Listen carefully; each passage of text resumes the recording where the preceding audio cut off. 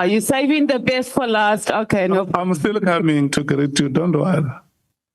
The staff of Parliament, the team that is led by the Senior Counsel, and members of the media, the honorable members that I have not greeted because I did random greetings of the parties. You are greeted, all of you, Honorable Thopper, Honorable Kolabanat, Honorable Ngola, Honorable Skosana, Honorable Pambo, and the last person that I must greet so that it becomes emphatic is Honorable Matthews. Yeah, the honorable member that is sitting next to you will explain what it means. He will interpret to you. They say, "Muja morago ke kgosi." We have two honorable members who are going to join us later. That is Honorable Shongwe and Honorable Sols. So I have stayed true to the commitment. I spoke to the Senior Counsel this morning so that we can be on the trot the time that we agreed when it strikes. We should be home and dry. So now I'm going to allow you, Senior Counsel and Minister, to run until 13 hours. Thank you so much. Thank you very much, Honorable Chair, honorable members, colleagues, my colleagues, parliamentary team colleagues, media, and Honorable Minister. Minister, can we just perhaps continue from where we left off? And I was looking at your directive, which is EB4. It's in the bundle, exhibit bundle 3, at pages 49 to 50. You have it in front of you. Your directive.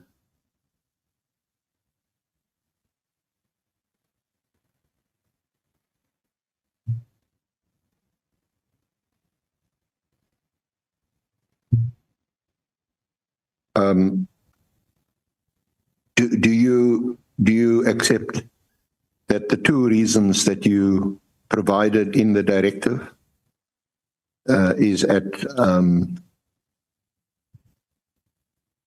page 50, that last paragraph?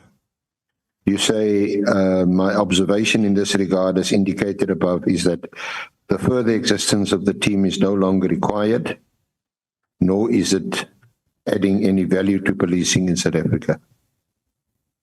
Although those are the two reasons that you gave to the National Commissioner.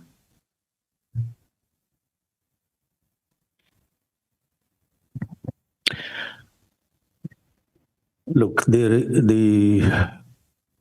are three directives that I gave. But on this particular one, on the disbandment, I wasn't necessarily getting involved in outlining all the reasons that I had. But this was just an indicator, an indication, if you like, that I could indicate in the letter. But it was not all necessarily, because as you see, this is a very, very, very, on all three, they are similar. Just an outline that I could squeeze into the letter, because I wanted it to be very concise and not... So can we accept that these are some of the reasons, but not all the reasons?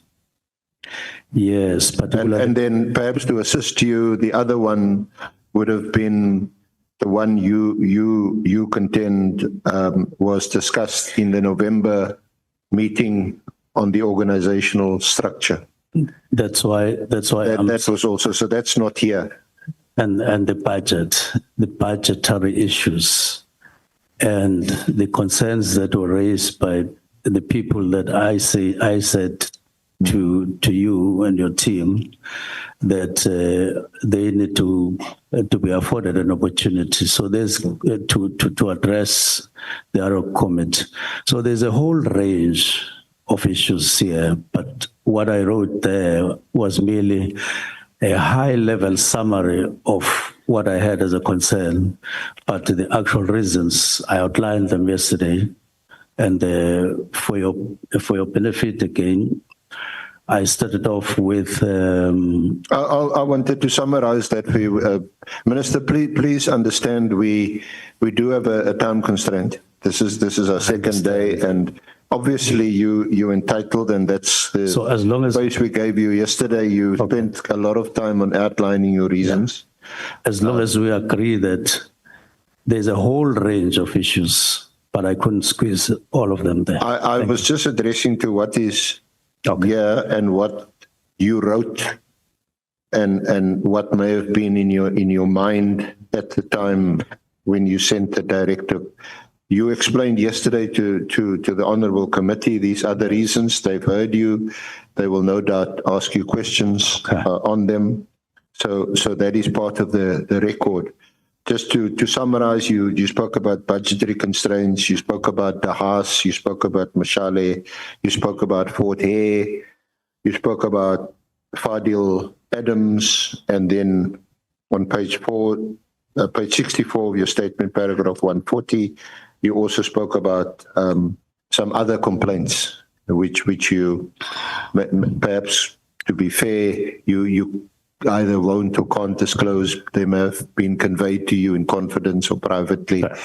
But in terms of our National Commissioner, who, assuming you were authorized or had the power to do so, to direct that the team be disestablished, what you're telling him is the team is no longer required, it's not adding any value, and that is, to use your words, that is my observation.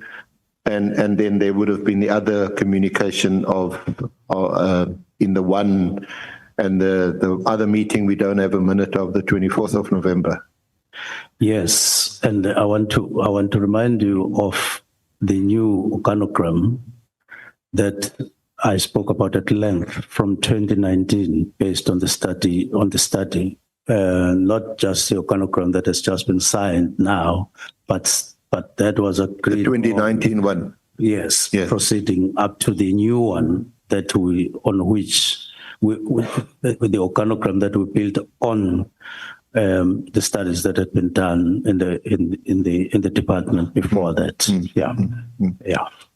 So those would have been the reasons that the National Commissioner would have been aware of at the time that he received your directive, which would have been, I think, on the 2nd or 3rd of January, a few days after your directive.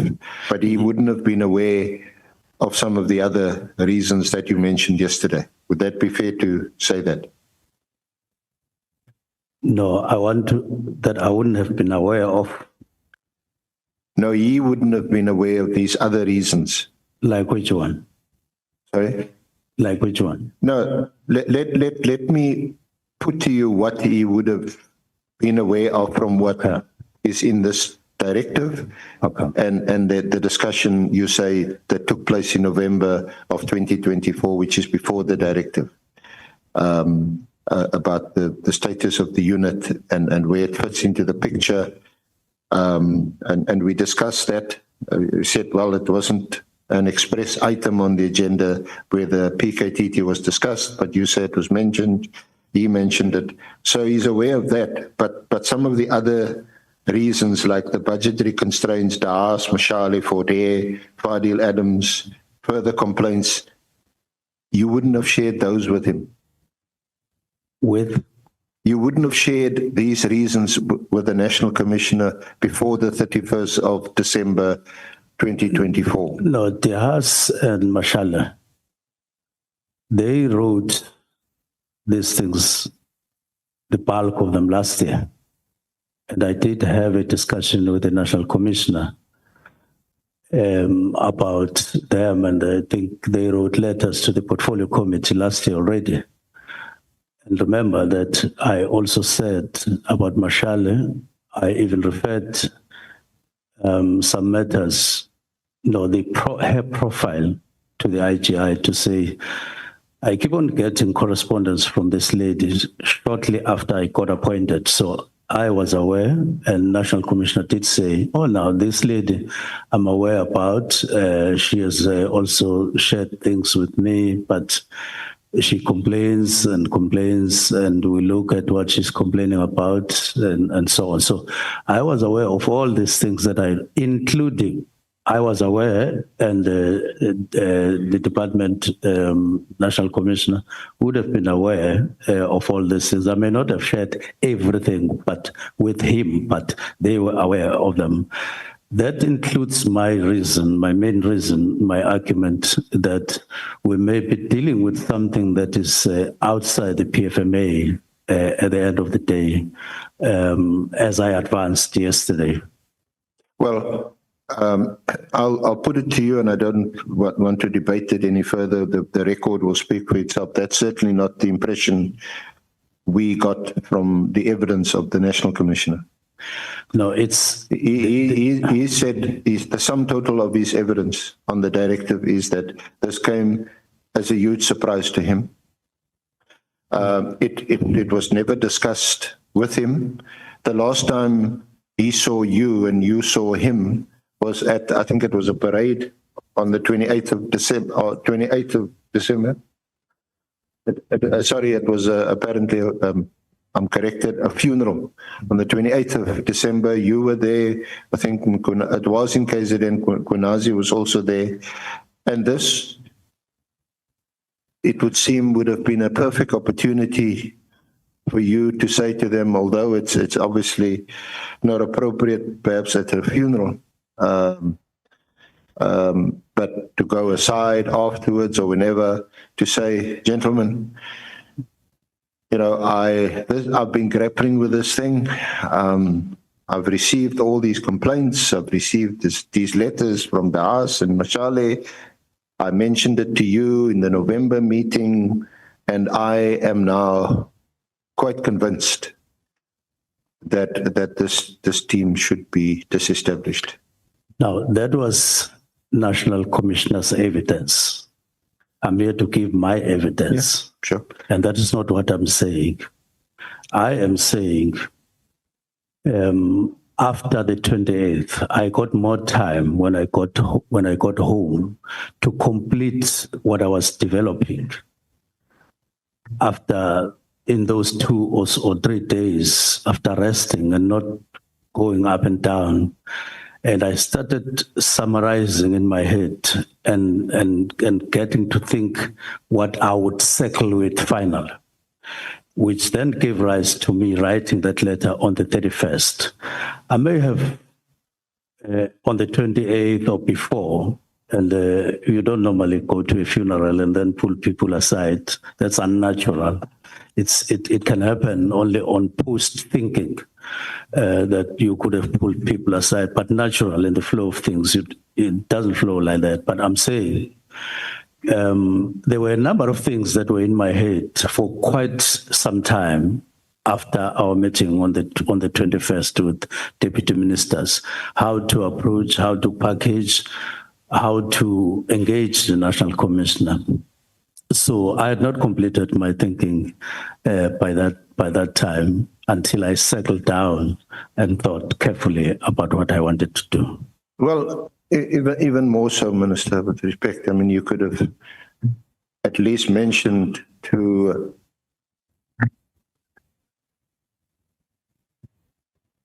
Honorable Matthys.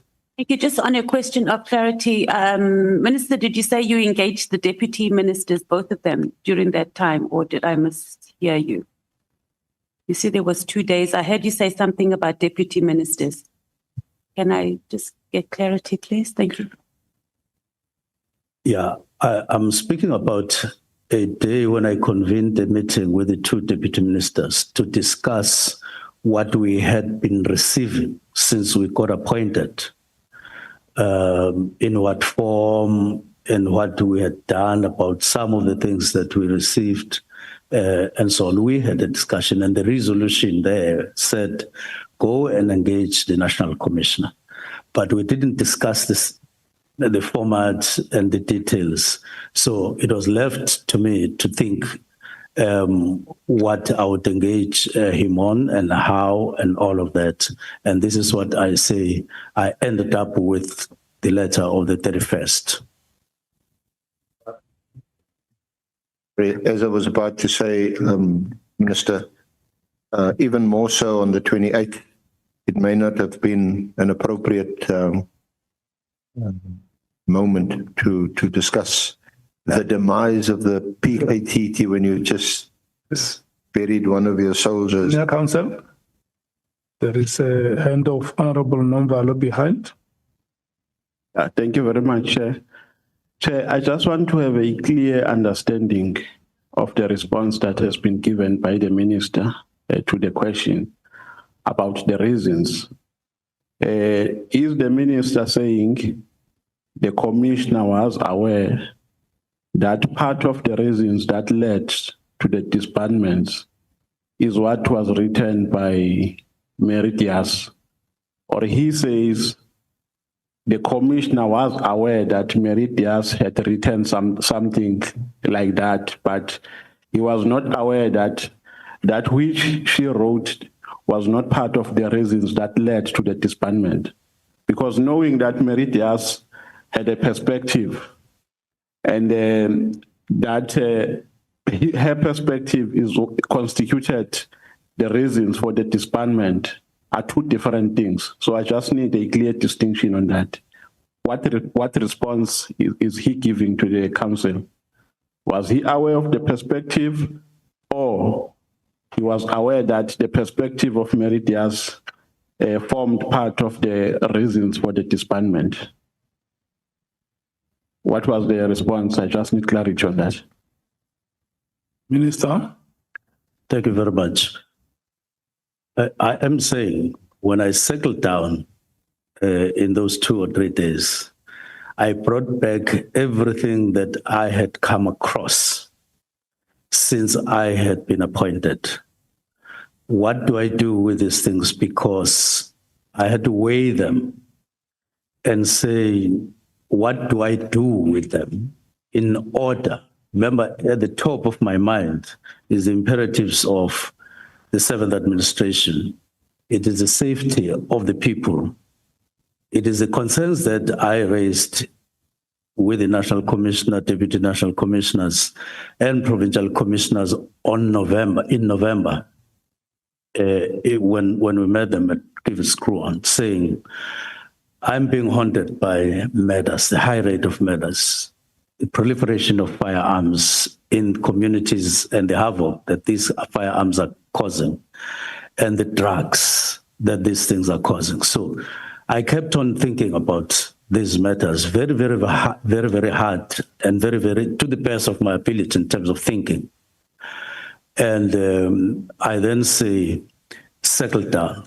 What do I do with all these things that I've collected in my capacity as Minister of Police on behalf of the people of South Africa?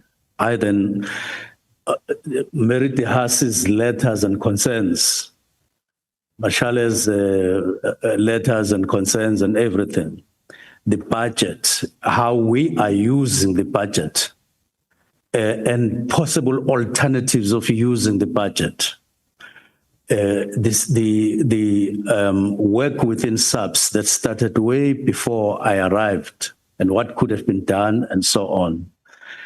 All that bundle of things constituted what I settled down on and said, let me write a letter, and it must take this particular form.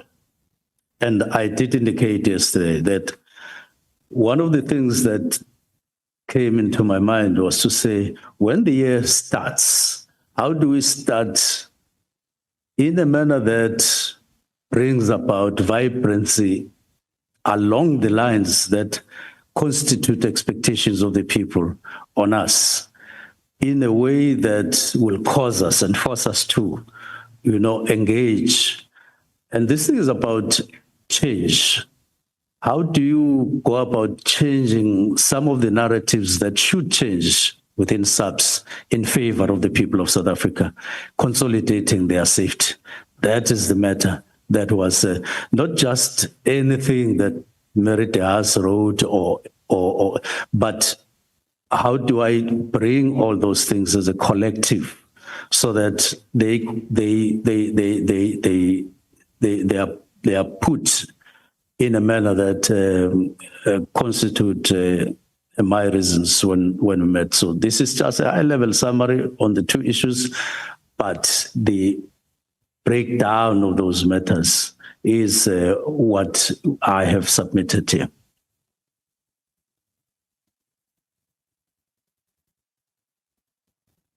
Are you fine, Honorable Member?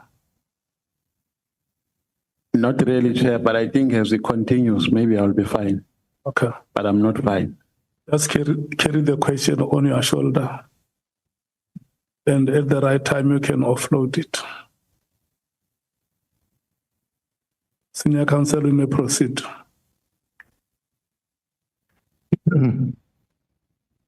Minister, all these things weighed heavily on your mind. All these factors, you say, they weighed heavily on your mind. All these factors, not just the two that's mentioned in your letter. Yes, all these matters, they constitute the actual material things behind those two sentences that you see, or one sentence that you see in those two terms. Okay, so you don't record that in the letter to say to the National Commissioner, there's a host of issues that weigh heavily on my mind and that concern me. But in summary, I've concluded that the team is no longer needed because it's not adding any value to policing in South Africa. At least one leaves it open-ended for you to come back and say, okay, what were these things that weighed heavily in your mind? We don't get that impression from your letter. Now, we discussed the letter yesterday, and you spent quite a bit of time explaining yourself. So and you also accepted that you could have phrased the letter differently. Not necessarily. You remember, you went a long way yesterday on the tone of the letter yourself, and you even suggested. And you agree that you may have. Let me finish. You suggested a particular format to me, which was the same thing but in a different tone, and I said to you, well, you are putting that in the way you are putting. And then I said, Singakalisana, I could accept that that could have been a different tone, but it doesn't change anything in terms of the content of what I wanted to convey to the National Commissioner, except that the tone could have been softer. But not that there's anything wrong with my letter legally and constitutionally, and in terms of what I wanted to convey. And you say you accept full responsibility for this, what's in the letter and the directive that you issued? I don't want to leave any doubt in terms of who wrote the letter and why was the letter written. I therefore take full responsibility. No, that's exactly why you're here. Yes, because the committee is holding you to account. Even assure you that I was sober when I wrote this letter. I don't think anybody ever suggested that you were not. Yes, although it's that time of the year yes, that I can't quite remember what. yes, But yeah, I mean, we never suggested that, you're a minister of Yeah. state, and we expect you to be of sober mind, yes, especially over this period when you minister of police, when Yes. there's lots of Yes. tragedy and killings and so on. So that's fair comment, and I don't think anybody suggests anything else. yes. Maybe the tone would have been different had you had a couple. Yeah. So anyway, on a more serious note, is it also evidence that you were not assisted at all with this letter? There was no one else who did a draft, or did I recall you saying that your advisor may have assisted? Yes, in terms of contribution to the letter substance, it was me and Advocate Bikole. Okay. And then the chief of staff was merely conveying, not contributing in any manner on the wording and on any other aspect of the letter. Okay. It was just me and the special advisor. Just you mainly you and Advocate Bikole. Advocate Bikole, yes. Yeah. So when Lieutenant General Mchunu tells us that Gabindi told him that I think he mentioned quite a few drafts were exchanged. He was waiting for the final draft. Would he have referred to the exchange of drafts between you and Advocate Bikole? Well, I don't know what General Mchunu was talking about. No, he was talking about what Nkabinde told him. Yes, I don't know what they discussed, whether they discussed up to that. I did have a conversation with Chief of Staff in terms of the substance of what they discussed. And they gave me a different version, which I will go to later on. But what I do know is that they did speak. So just to round off on the directive, at the time, had you sought or been given legal advice on whether you could issue this kind of directive? At the time of right, or At the time that you drafted and wrote this directive with the assistance of your special advisor? I didn't go wider than the special advisor because he happens to be an advocate, to say, what is your first impression on this letter in terms of the Constitution and in terms of legislation? And he didn't doubt, he had no doubt that it is within the Constitution and it is within the legislative framework. Because it's apparent from the letter that you, at the time when you drafted the letter and signed the letter, that is your signature there, is it? My signature? Yeah, there at the end of the letter. Definitely, it's my signature. So at that time you accepted that you need to provide some reasons to the National Commissioner as to why you're issuing this directive. Yes, but let me just indicate something that will interest you and the other comment. I wrote the letter and as I wrote, and after completing the letter, I was envisaging a meeting, that is the letter where we would discuss, have a first discussion. That's why I put a date on the 20th to say, forward me with kind of an interim response, and then a fuller engagement at a later stage at UNESCO. I was firm and clear that we would need to discuss some aspects, but those things were somehow, or to a great extent, affected by what I will talk about later. But as I said yesterday, I didn't envisage my directive as a drill. I mean, in the context of a drill situation. I envisaged it in the context of what happens in a work situation when you are at work with the Director General, that you do engage even on difficult matters. But I'm aware that it then brought in a difficult situation. But when in a work situation, a difficulty arises, that's where you get the best in terms of how the people you work with behave. And that's where they get an opportunity to display even what is internal within them. Not when you have a normal situation at work. A lot of things get suppressed in terms of you knowing exactly the kind of people that you work with. But the people you work with, and especially whom you give, if you're in a higher position of authority, the way they behave and the way they respond would often depend on the way you address them, isn't it?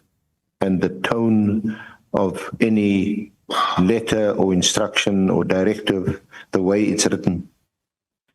Not necessarily. It doesn't. There's a difference between reasoning things out and the way you respond to a situation emotionally. There's a difference. I'm not talking about emotions. I'm talking about substantive reasoning when you have matters before you, how you react at that level of reasoning and rationalizing on things. And I am certain that I dealt more on the aspect of rationalizing things out with a view to bringing something that would change the way in which South African Police Service render services to the people of South Africa, towards improvement, towards realistically responding to the concerns that people raise throughout, including the portfolio comment.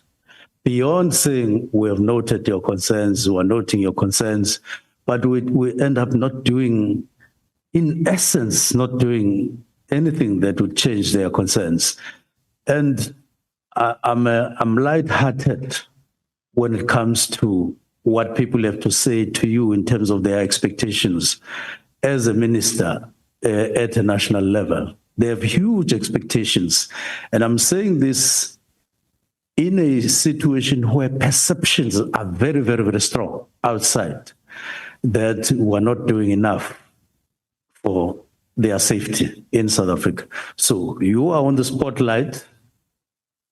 You have to think even beyond what is happening. I mean, you can't just keep on saying, yeah, the budget is small.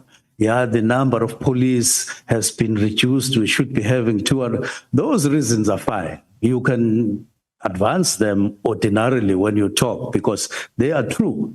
But when you sit down and think and reason deeply about your responsibility and people say, you don't seem to be doing enough. Look at our police station here. Looking at the equipment, even people inside SAPS saying, we are behind criminals in terms of equipment and all of those things make you think seriously. Minister, all that you're saying, it seems to me, demanded a serious discussion with the National Commissioner for all the reasons that you mentioned. Yeah. It seems to me to demand a serious discussion. Yes. And consultation. Yes. And this is what we've been doing throughout the period after I got appointed. There's a fundamental difference of view of the evidence that we've heard today. And for example, the two key people involved in this task team were never ever consulted about it, and that is Khumalo and General Mchunu. They are the two people directly concerned. I mean, this directive, it doesn't even speak directly to this organogram or the structures in the police. It is directly aimed at three things: ports of entry, intelligence, and political task teams. Yeah, So I don't know who you speak to about ports of entry, maybe home affairs and maybe speak to them, because they also have a role to play there and they should be consulted. Of course, intelligence, there's nothing that we hear from you that they were engaged, or that the director of intelligence, who also happened to be Kumalo or Sabia, that they were engaged in all of this. There's no indication from you. now, don't be under the impression that when I got appointed, the next thing I did was to write directives. And the next thing that happens, I'm in the commission, I'm in the ad hoc committee. It didn't happen that way. You may have just been introduced in the situation and the challenges that we're having, but we had many discussions since I got appointed. I did indicate that the orientation which got elevated to discussions, which got elevated to decisions, took place. I've had before leave more than 28 meetings, more than that with the leadership of SAPS, and more than 9 meetings with National Commissioner alone. Now, it's another thing to say, what were we discussing? But I'm making it sound serious that I've had those meetings. And throughout those meetings, we were discussing serious stuff, serious issues. All of these things that you're mentioning, that Kumalo, National Commissioner, we have had discussions with them, even on just intelligence alone. And therefore, all the matters that are in my directive or in my directives were discussed. What was not discussed with them is the directives themselves. I have said I didn't discuss directives with anybody else before I wrote them. I wrote them, but the matters that constitute substance behind each of those directives are well known to the people that you're mentioning. Well, can we just leave it there? And I'm sure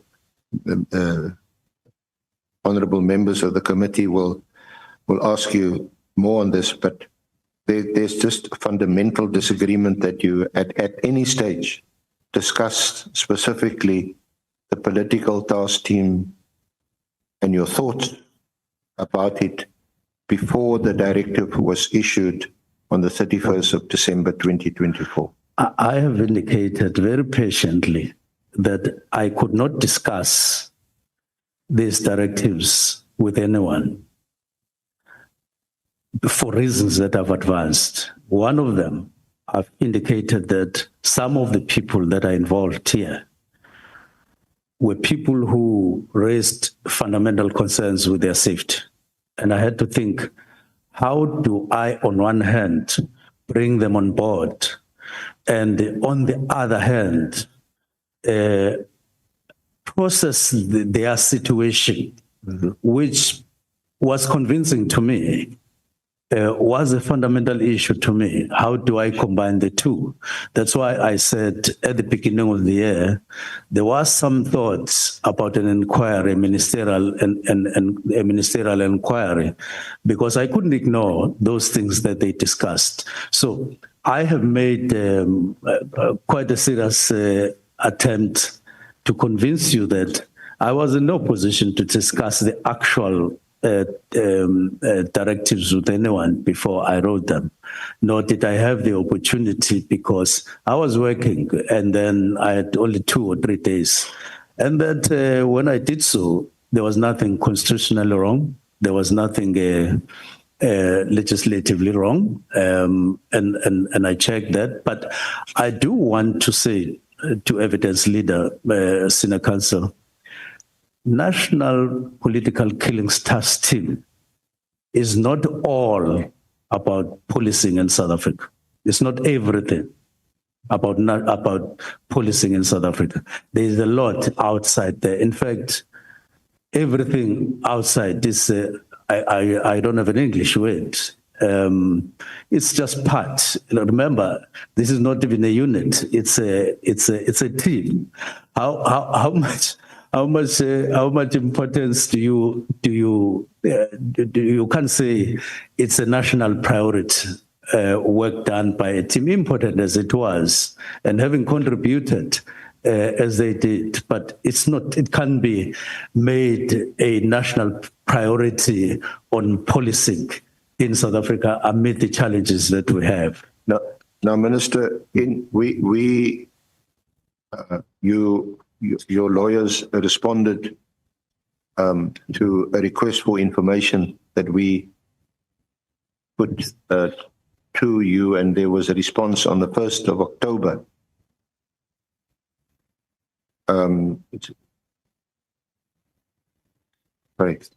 It's the response you'll find. It's at Exhibit Bundle 4, pages 1 to 13. And amongst the responses is at page 4 under the heading Relevant Facts Preceding the Disestablishment. So the first one was on 31 October, several letters of complaint from Ms. Mary de Haas.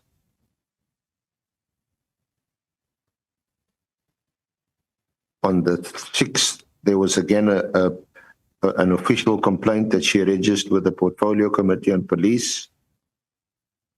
Then you referred to the emails and text messages from a former SAPS official, Ms. Patricia Mashale. You also took into account media reports involving, regarding the involvement of crime intelligence in the murder of politician Mrs. Ndisa Motaka. Then on 13 November, a complaint to the NPA from Member of Parliament, Mr. Fadil Adams. And then you say on November, your Chief of Staff, Mr. Nkabindi, addressed a letter to IDEC regarding the allegations made by Mr. Adams. And following the above detailed complaints, on the 21st, you convened a meeting with the Deputy Ministers of Police to discuss the allegations.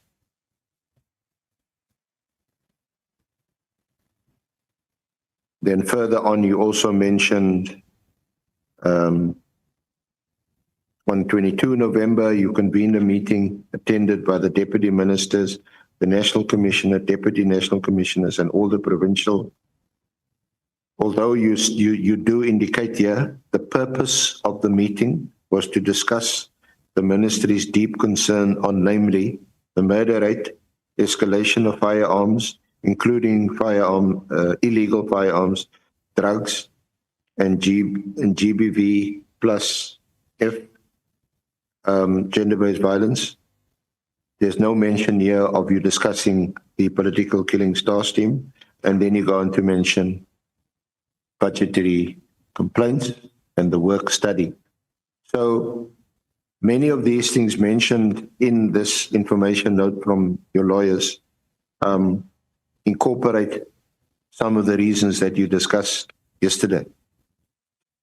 Now, firstly, they're not in your directive, your letter, as some of the reasons.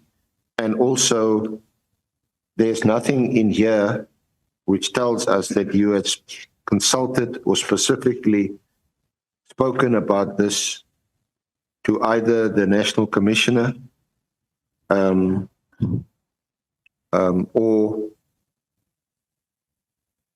Mkhonazi or Khumalo who were heading this task team. What is interesting in the note, you say a decision was taken at the meeting on the 21st of November that you held with your deputy ministers, that the minister would engage the National Commissioner on the concerns regarding the allegations against the NPKTT. And then there's nothing after that. On the 22nd of November, it wasn't discussed in the meeting. So on this note, can you confirm that you did not discuss it with the National Commissioner before you issued the directive on the 31st of December? That I didn't discuss the directives with him. No, not the directive. Some of the reasons that inform your decision to issue the directive. No, I didn't discuss the directives with anyone, including... No, we accept that. I'm not going to argue with you about whether or not you had the prerogative or the right to issue the directive. I'm discussing what informs the directive, and we've been through the directive. There's two reasons that's apparent from the directive. You then also mentioned that there's other reasons that inform the directive. You mentioned that you have a full opportunity of explaining that to the committee. I'm asking specifically about discussing your reasons for wanting the task team terminated with the National Commissioner and with Mkhonazi and Khumalo. Now, I have indicated many times yesterday, I did, that the directives were an accumulation of issues that we had been discussing and things that had been things that I'd been getting to know in the department. In other words, when I was appointed, I didn't just settle on the 31st. There were many discussions. There were many things that I read and that I got to know in the process before. So they were, and throughout the period, I've been discussing with all the people that are involved, but not with the intention that one day I would write a letter of directives. So it's absolutely not correct to say, I had not discussed with this. And on the three generals that you are talking about, right. Now, your assistant keeps on engaging you when I speak. When you speak, she doesn't engage you. I don't engage with anyone. No, sorry. My apologies, Minister. You're right. You should be. Okay. So the impression I'm getting is that my response is not important, but what you say to me is important. And I have a problem with that. So I'm saying, I did say yesterday, I did not have any particular meeting with General Khumalo, General Masimula, General Mkhonazi, and General Khumalo. And in a day focusing on the National Political Killings Task Team, there's no such. But discussions include that fall within all the terms of reference. And discussions about this did take place in the meetings that we had. One of them is on the 1st of November. One of them is on, I think, the 22nd of November, the minutes of which I didn't get. I'm still seeking. So it's not like I never had any discussion with anyone on the matters. These are challenges that are within SAPS. These are challenges that we've been discussing. These are challenges that everybody in the top management of SAPS is aware of and had been discussed, but not with a view to writing directives. Those are mine, and those I sat down to think about, and I came up with them, as I say. Minister, I was asking you about your response, which I must accept and assume your lawyers were instructed by you.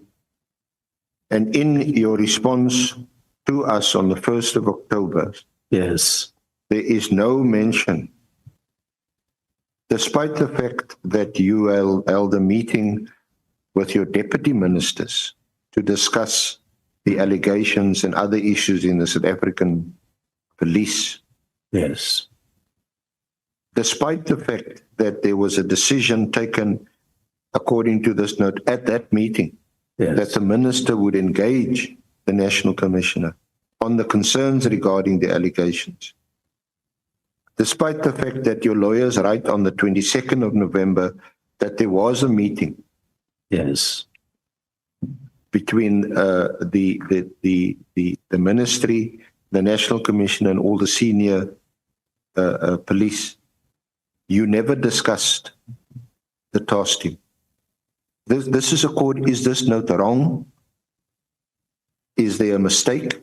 Because it doesn't accord with what you told us yesterday and what you are insisting on today, that you discuss this matter at least with the National Commissioner. You seem to today even not to be saying you discussed it ever with Nkonazi or Kumalo. If the letter does not necessarily pick up the meeting of the 1st of November and the meeting of the 22nd, it doesn't mean that it didn't exist. It doesn't mean that it never happened. And it doesn't mean that we never discussed it. It just means that there was an omission in the letter. I'm sorry to interrupt you. I'm not referencing the letter at all. I'm referencing a response that was given to us as evidence leaders by your lawyers on the 1st of October. And there's nothing in this response which says that you consulted or had a meeting one-on-one with the National Commissioner about the allegations concerning the task team. This is what this is. The other thing also, I might as well, while I raise this, that the note also doesn't say, is that, and by the way, this team operated illegally since 2022, because you know what, in terms of a 2019 work study, this is just a temporary task team, and I had full authority under the Constitution and the Police Act to disband it. That's also not what this is. That is what I'm asking you about. So I'm asking you, is that an oversight? Is that not what your instructions were? Can you tell us why is there a discrepancy between your evidence of yesterday and today and this note which comes from your lawyers? Well, I don't have sight of your letter in terms of what you wanted from us by the 31st. But even if I have, if there was an omission, I'm ready to admit that there would have been an omission. But today, I have a submission. That I've made to the ad hoc committee, and I've included everything that is at my disposal, understanding fully that I'm in front of the ad hoc commission, and we've done work with the lawyers. We've already pointed at some of the discrepancies anyway in the letters and all of that during some earlier submissions, and I have no problem with that. It would mean that it would have been a discrepancy, but we're in the ad hoc committee, and I've tried my best to remember everything. That includes, by the way, even matters that you didn't ask us to bring to your attention at the time that you demanded or you requested information, which I will make available in the course of this engagement with the ad hoc committee, even though you didn't ask for those. And I'm sure you'll understand and bear with us if there is any discrepancy. Well, quite frankly, that doesn't matter whether we ask for it or not. When you have an opportunity, I'll read our letter to your lawyers now, but the response is a detailed response from your lawyers. Today, It's a detailed response, and you have it in front of you. It's on page 6 of Exhibit Bundle 4. And and especially that I also happen to know and have huge regard for your lawyers who are advising you in this matter, that they wouldn't mention. They don't mention anything about having a consultation with the National Commissioner. This is what we asked. Request for information. It is dated, what's the date? Yeah. It's dated, request for information, the date, time, and people who attended the briefing or briefings to the minister on the political killings task team. We mentioned time of the meeting. There was one it's 21 November, we met with the deputy ministers. The affidavit, the affidavit submitted by the minister to the ethics committee, which we will have a look at in respect to the 5th March committee hearing.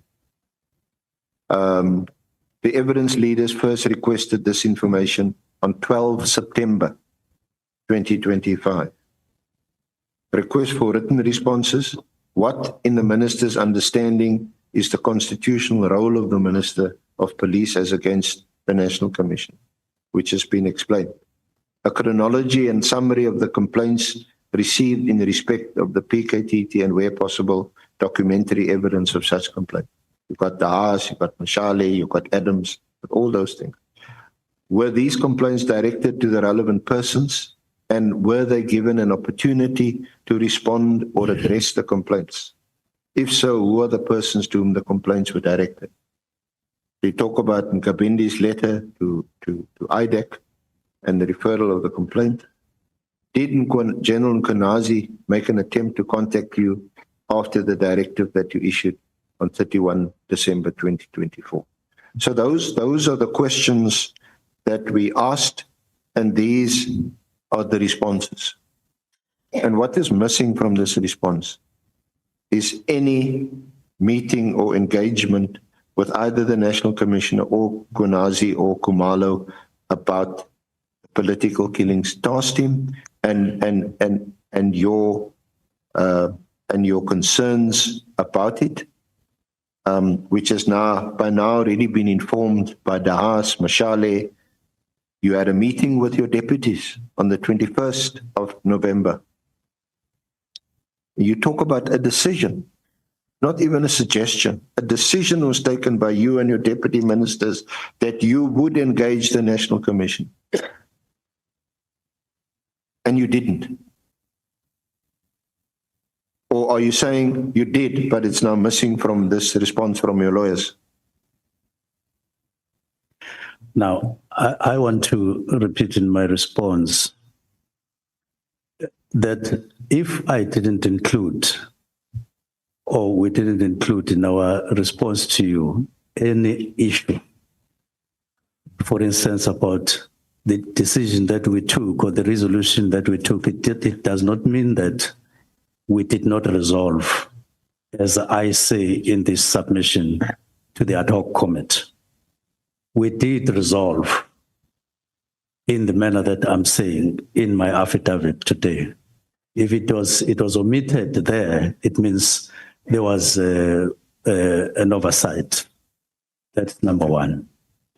Number two, if we didn't include the meeting of the 21st and the 22nd, it would mean that it was an omission, or it would mean that we were still trying to get information on that, but we always knew that that discussion did take place, but we just had to submit evidence to you to say we did have a discussion, even if it was not a day, even if it was not with the 3 generals, but we did have a meeting or meetings that we discussed, and we've shown evidence, we've given you evidence of the meeting of the 21st.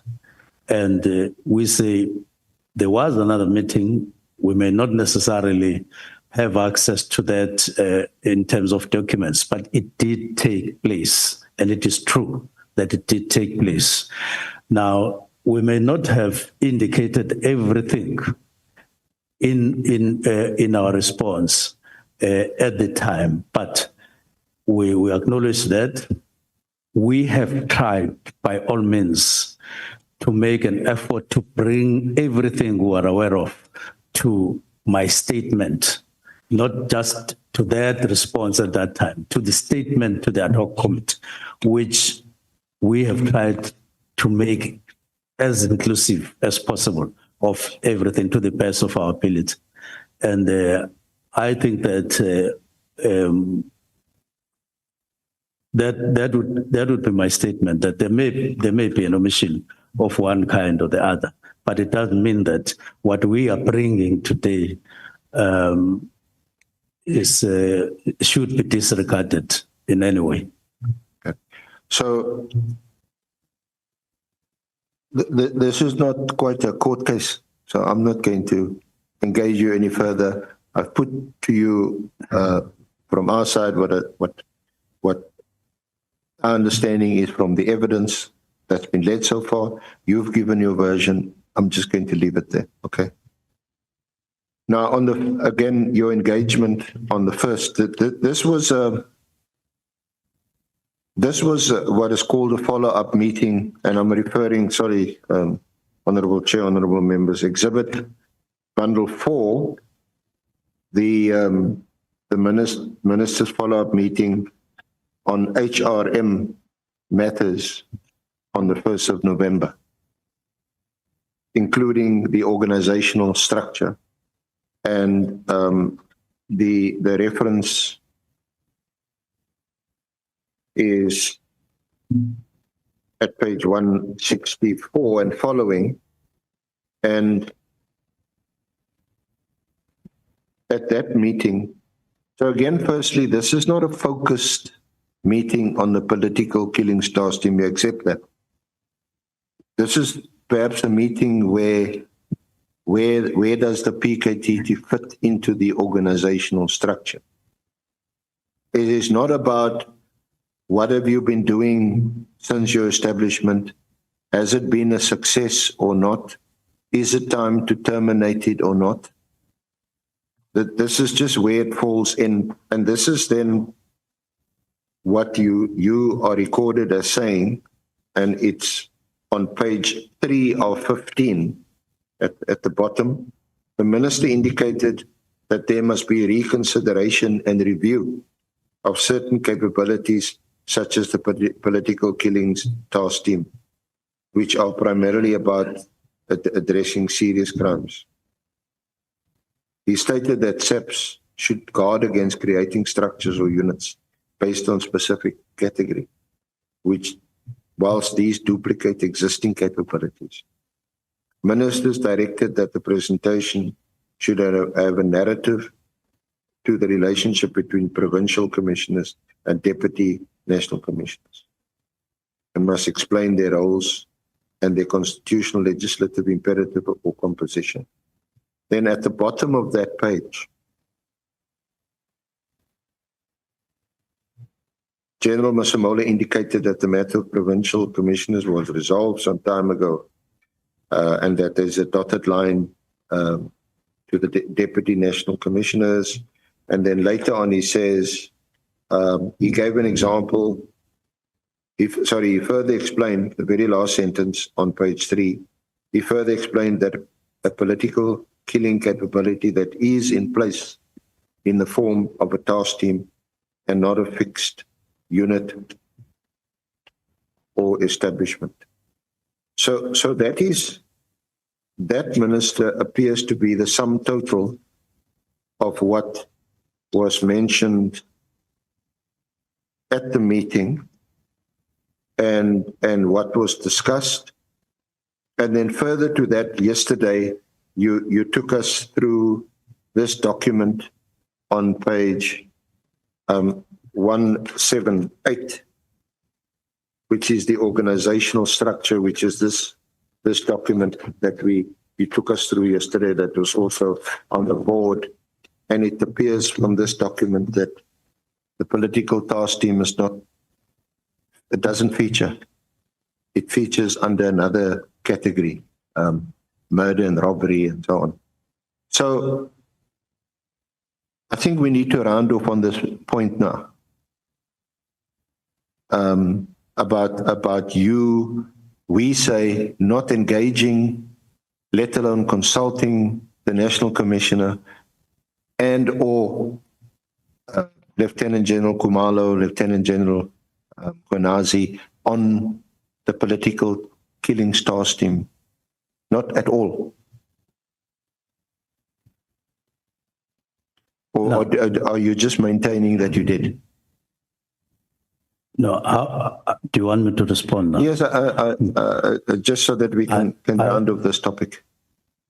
I want to contest that, and I've contested that. I am saying there is evidence of discussions and decisions as from 2019 on the political killings task team. That was long time before I came.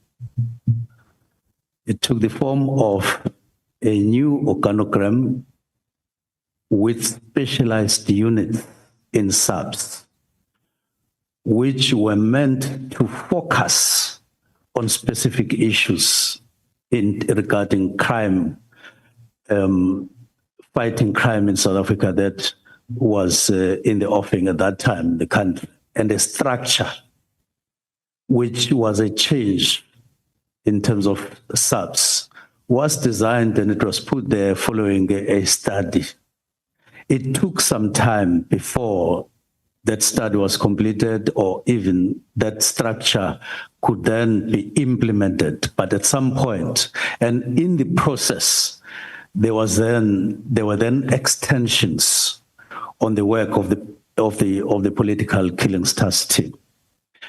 And it took that form.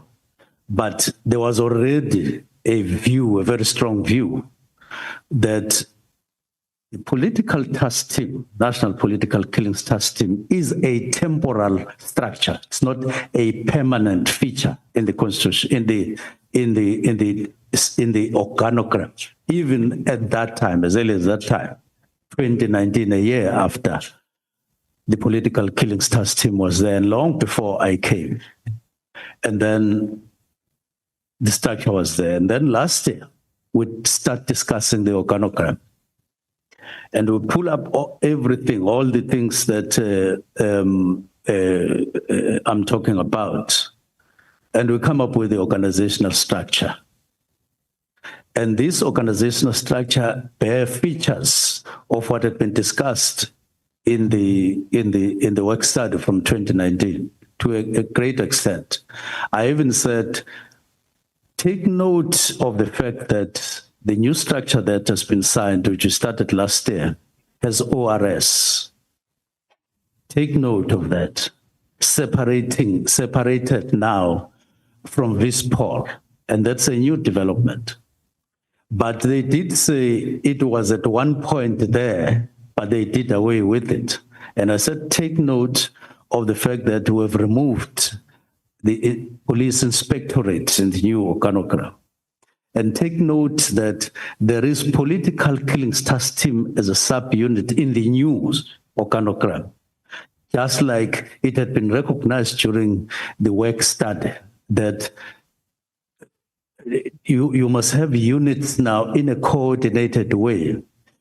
The signed organizational structure, if you have it now in the form that it is, but you keep the current structure, or you keep the team, the National Political Killings Task Team, you will irresponsibly overstretch your budget unnecessarily.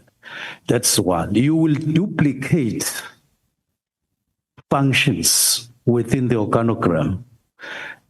3, you will have people who will not be used or will not be utilized. Now, these are people called people within the serious and violent crimes unit, which has been created.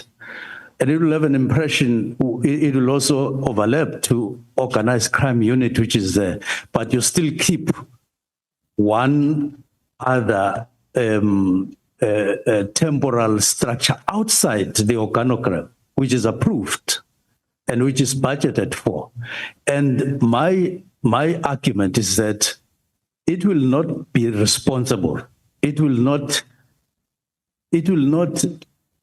be rational to do so, because the structure already provides for that. And worse, it provides for that, including in the Eastern Cape, including in the Western Cape, including in Gauteng, not just KZN, the 4 provinces that are heavily affected by crime. So you won't have to take 10 people from KZN to go and assist in Gauteng. You will not have to have Fort Hare like incidents, and then you go and say, I'm borrowing people from KZN. Why would you do that? You will have a sustained and sustainable organizational structure operated by us at a national level. And to me, that makes sense, and it will work better. And the current budget that we are using for a separate, standalone national political killings task team will be infused and will be utilized and evenly distributed throughout the country. To me, it makes absolute sense to do so. Okay. And it is responsible to do so. Okay. And it will cater for our needs all over. And especially if you put in the new division that we're talking about to assist subs, uniform, and to assist even the units that will be functioning in those 4 provinces. But the structure provides for functionality and existence of those units in all other provinces. And I'm saying to you, Central, we do not exist as South African police to just investigate incidents of killings for councillors. We don't. There is no such a mandate. SAPS has to serve everybody. Even if you've got to make sure that the resources of the country are used to the best of your ability to protect the people of South Africa, not a particular group of people. Not. It is not like that. And we've got to tackle this particular issue, that there are no better lives than the others who are equal in South Africa. So you can't have a task team solely dedicated to a particular grouping of people somewhere and not, if you have to have a taxi violence unit, it must be everywhere where there is tax violence. And this structure is designed to have just that. You're not going to have a structure for taxi people in Mpumalanga alone, and you say, whenever there's taxi violence in Western Cape and also, you will borrow people from there. And I'm saying I'm answering to the imperatives of the 7th administration, and that is what it says. And they're different from other imperatives in any other term. So I am here to share information and to the best of my ability, what I've come to understand in terms of my responsibilities, not just to justify what I found there, but to change and make things better. I'm not here to justify that which is there, I'm not able to tamper with, even though I have power to do so for the betterment of the people of South Africa. I can't agree to that. But do you accept, Minister, that even if or where you have the power, this huge responsible power, yes, to change things for the better of our country and for our citizens, Yes. that you also have to consult with people before you exercise that power, the people who are directly affected when you exercise that power. For example, to shut down a political killings task team that our president thought in May 2018, not thought, he came here. He said the political killings, not because he was discriminating or treating killings in KZN different from killings elsewhere in the country. He said this has become a problem and I need a dedicated approach to resolve this problem. It Yes. does so. No, can I now speak? So this problem is addressed by the formation of a political task team. He appoints an interministerial committee. Now, we're not going to debate the legality, constitutionality of whether you could disband it or not. But there is the committee. Colleagues with you in your cabinet. Did you not think it was important to engage with them? There is absolutely no indication from your lawyer's notes, from your statement, from your oral evidence here yesterday and today, that you engage with them to say, colleagues, this is now weighing heavily on my mind. It's already heading towards the end of the year. I feel like writing a letter on the 31st of December. Can we discuss this? You discuss it with your deputy ministers, but you don't discuss it with your other ministers. Key players, Minister of Intelligence, Minister of Defense, Minister of Justice and Constitutional Development. These are the ministers that form this group.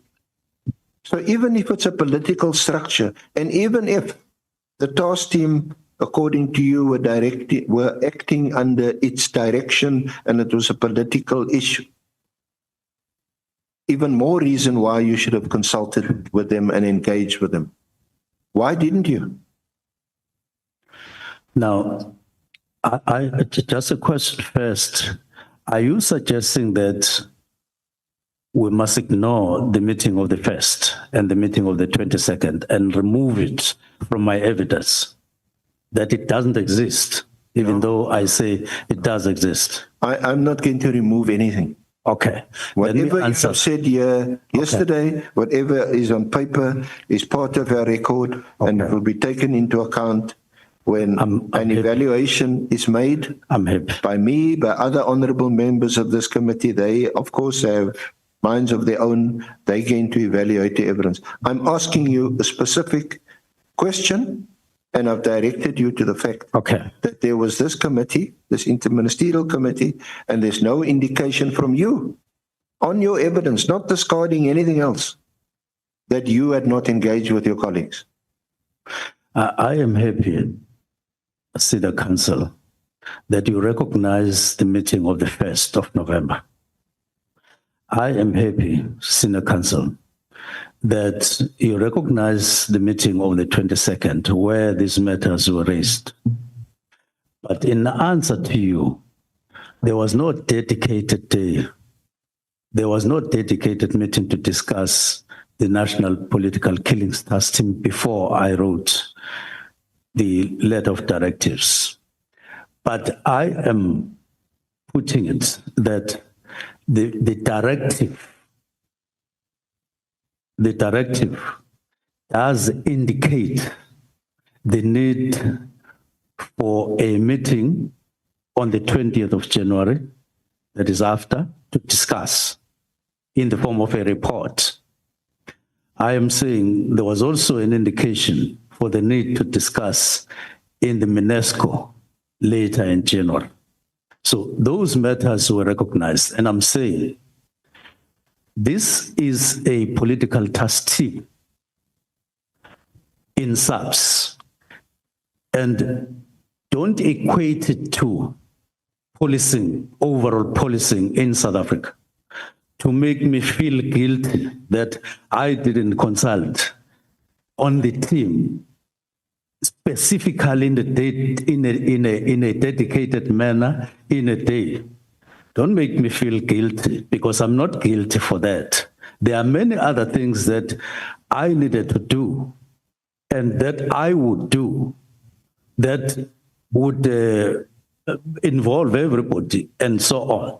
So, and there are many things that I discuss which are fundamental, which involve everybody. So don't create an impression that I don't consult, even though I show evidence that Minister, I do consult. Sorry to interrupt. And we did have meetings. I didn't create any impression. I'm asked happy you with that. A question. I put something to you, and then I asked you a question. I put to you that there's no indication from you, either in writing or in your oral evidence, that you ever consulted, and you haven't, still in your response now, you haven't mentioned the interministerial committee. So that is what I put to you. And that's the question I'm asking you, and you're not answering the question whether or not you consulted with your colleagues in cabinet, especially since you're a relatively new minister in that portfolio. You've got other ministers in the cabinet that form part of that committee who have been in their positions for quite a while, who could assist you. They could make an input, they could guide you. You haven't answered that question. Yes, let me answer. There is no IMC in the 7th administration, like which featured in the 6th administration as a structure that was presiding over the steering committee and any other structure below on the political task team. It doesn't exist in the 7th administration. That is a fact. Secondly, you don't run a department like that. You don't say, just because you have your colleagues, you are going to convene a meeting to discuss any aspect of your department. You discuss in cabinet, you discuss in cabinet committees, you discuss in any other committee or whatever structure that exists. That's how government functions. Now, you can't just convene. You're not president. You can't just convene and say, you are older than me in cabinet. I want you to come and discuss with me some matter. Doesn't work like that. Now, that's number one. Number two, I have indicated that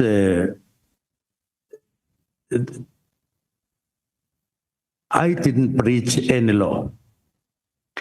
I do want us to have an agreement or a consensus that I didn't convene a meeting with General Masimula, General Mkhwanazi, and General Kumal doesn't constitute an offense in the department or anywhere or in the state. It doesn't.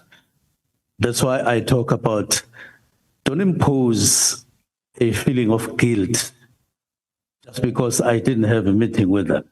It doesn't work like that. If the discussions took a different form, it then means that it took a different form. If it was not adequate in the sense that it did not go for a full day or so, then so be it. But it shouldn't be registered in this ad hoc committee that I never made any statement for the need of review for the kind of situation that exists now, even though it is written in black and white that we did make policy statements in these meetings, and I'm putting that very strongly that these matters were raised in meetings. If they were not adequate, it means that time for adequate forecast discussions on the matter would have come. Remember when I wrote this letter, I was 5 months into a 5-year term.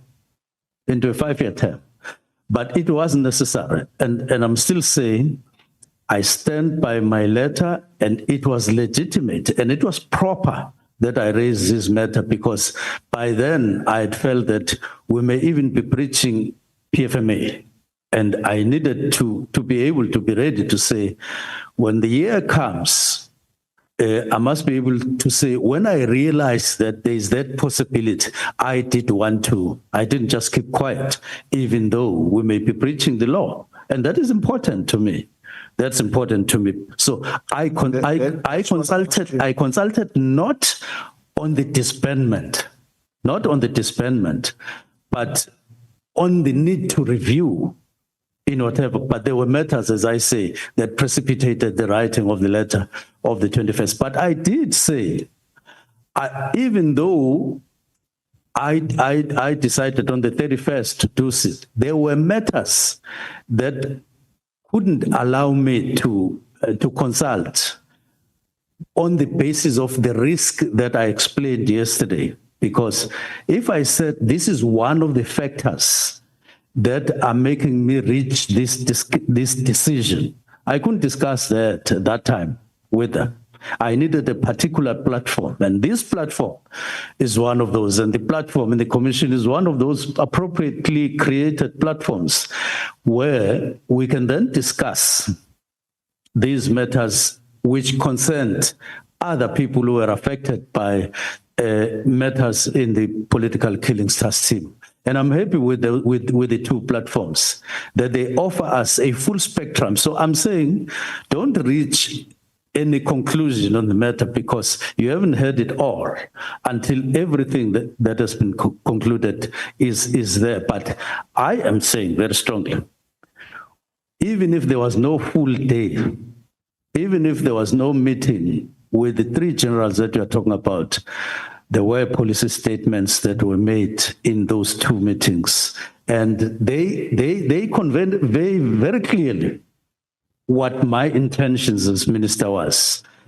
Clearly, beyond any doubt, that I wanted a review, and it is based on work that was started in 2019, very clear. And I have shown that you couldn't have you couldn't have a structure that you intend implementing, which caters for the work of the political killings task team, but still have the political killings task team. You can't say so. You can't have that. It would be irrational. In fact, if I would have been called to account, I wouldn't be able to account. Why do you keep this team when you have a structure that you are supposed to be implementing, which you could have implemented long ago? You don't implement it, but you just keep. And why do you keep a team that deals with matters of a limited category of people in South Africa? Minister, when the majority of people are being killed there, you don't have the same specialization. You can't do that. With due respect, you've made the point. You made the point. Some of us may even agree with you. Some of us may even agree with you that, it should be, your resources should be spread not only evenly, but equally, so that all our citizens are protected in the same way. We may even agree with you, but we're talking about a specific matter here, a task team that was established, they say in accordance with the law. For the first time, you come and your lawyers come and say, actually, that team since 2022 was an unlawful structure. That's open to debate. We're not sitting as a court of law. We'll debate it. We've heard you. I've asked you about the interministerial committee. The short answer after your long answer now has been, it doesn't exist. It doesn't exist. Under the 7th administration, it doesn't. So maybe you can tell us when or where, or in some cabinet committee meeting, or where this initiative of the president has now been abandoned. Maybe you can provide that to the committee. Our focus. So the short answer is that you didn't consult your colleagues. You say you've just been a few months into the position. One would have thought that's even more reason why you should have consulted your colleagues. No, because I didn't have to consult. Just because one of the most important aspects, not only of the political killings task team, but of other specialist dedicated teams is working together in a multidisciplinary way, which most people seem to accept is the most effective way of dealing with crime, is in a multidisciplinary way, and the contribution that a dedicated prosecutor plays in that role. Because that's one of the important things that that the task team established. They have a prosecutor who directs and says, no, I think you need more evidence here. I think you need to get a statement from that one there. That is all directed by the prosecutor so that the case comes to court quicker. And when it does come to court, the case is ready for trial.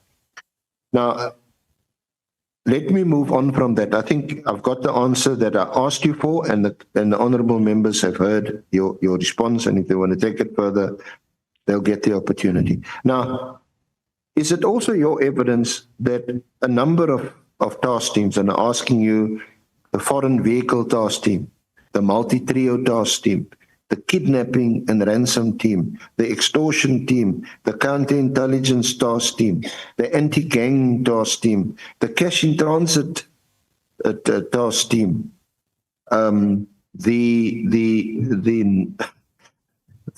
this is called the knockout team. Before I make light of it, they seem to be an important, they concentrate on illicit mining. So maybe it's the Zamas and all that. The narcotics task team, the provincial tracing task team, and I think, the illegal mining task team. These task teams, do you accept they not on the organogram? Either. Where are you reading from? Because I'm reading from the Murray study, the 2024 study, which you'll find next to your statement. No, they are in the they are in the organogram, but I have said the aim of the study group, of the study, the work study, was to reconfigure these standalone task teams, which they criticized and said, let us have a form of integration, which is reflected in the new structure. And I pointed at two main units. We don't call them. Remove task teams, integrate them into units, and there are two units. They are called, one, serious and violent crimes, and which is murder and robbery. And there's a list there, it's reconfigured. And then there's organized crime unit. We're talking units now. We're not talking series of task teams, this team. Is integrated into units, which get to be part of the organogram, which gets to be budgeted for properly. Okay. Is your answer, firstly, do you agree it is not on the approved structure which you showed us yesterday? This is the approved structure that was on the board, on the screen. Is there no gang unit there? Anti-gang unit? There is, under serious and violent crimes, yes. There's murder and robbery, there's stock theft, there is vehicle crime, and there is taxi violence. That's under serious and violent. Then under organized crime, firearms, economic and illicit mining, there's extortion, there's narcotics, there's transnational, and there's anti-gang. Yes. So my question is there, as you read. Yes. So my question was, are all these specialist task teams, are they accommodated in this structure? Yes, but in reconfigure. I also want to be fair to you. Yes. Are they, because it seems to be your answer also, they integrated into this structure? Yes, that's the answer. Okay. So let me come to the question I actually want to ask you. So does that mean that the only specific task team that was disestablished was the political killings task team. Plus a unit called Inspectorate so far. And I'm looking at the list that is on page 103 of the Murray study of 2024, which is annexure SM2 to your statement. It starts at page 93. Yeah. So I want to go back. Your earlier question, yes, all these teams that you were reading, unless integrated specifically, they are written, they are in the new structure. They may be called exactly as they were called in what you were reading or called others, but they are now integrated in the main under a unit called serious and violent crimes. That's number one. And the neighbor, in terms of functionality on the ground of the structure, their neighbor is organized crime.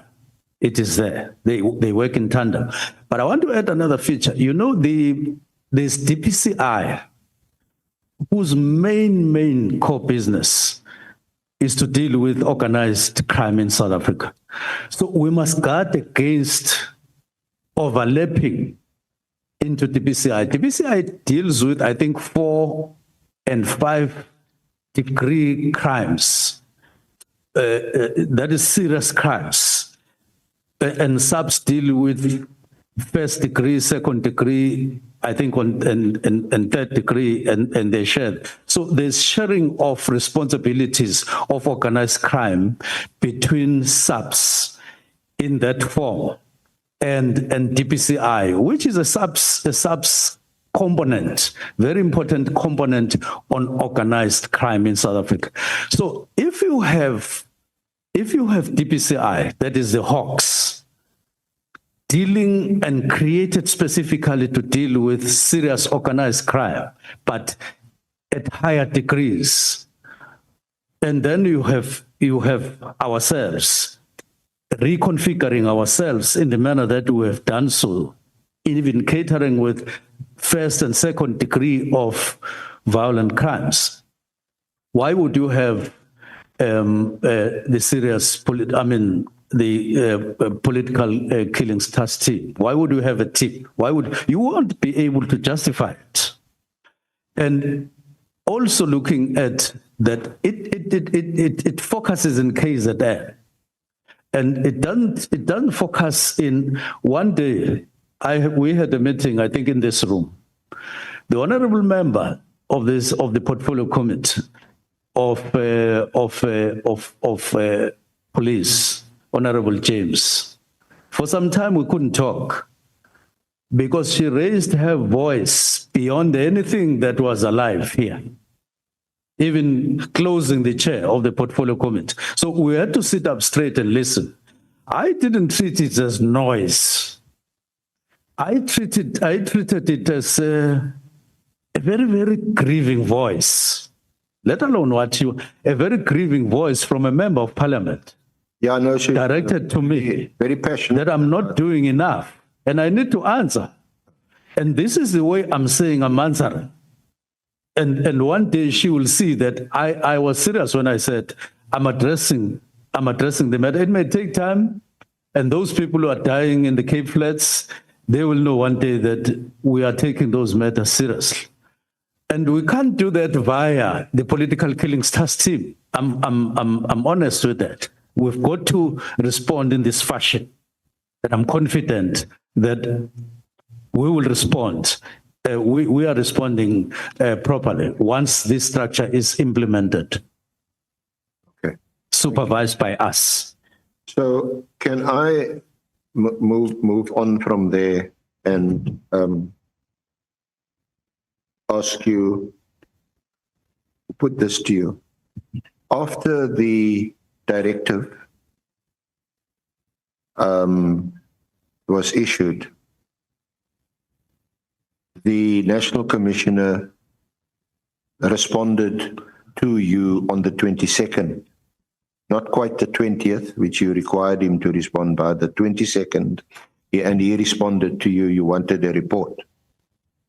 And in that report, he still doesn't tell you, Honorable